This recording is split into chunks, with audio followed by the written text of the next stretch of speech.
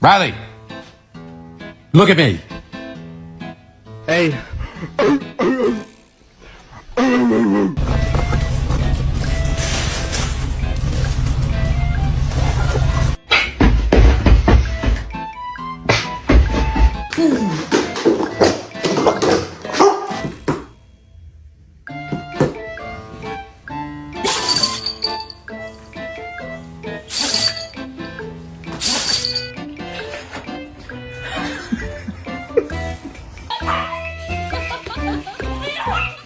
Are a 10 out of 10. Makes sense. Has nothing to do with looks, has nothing to do with success.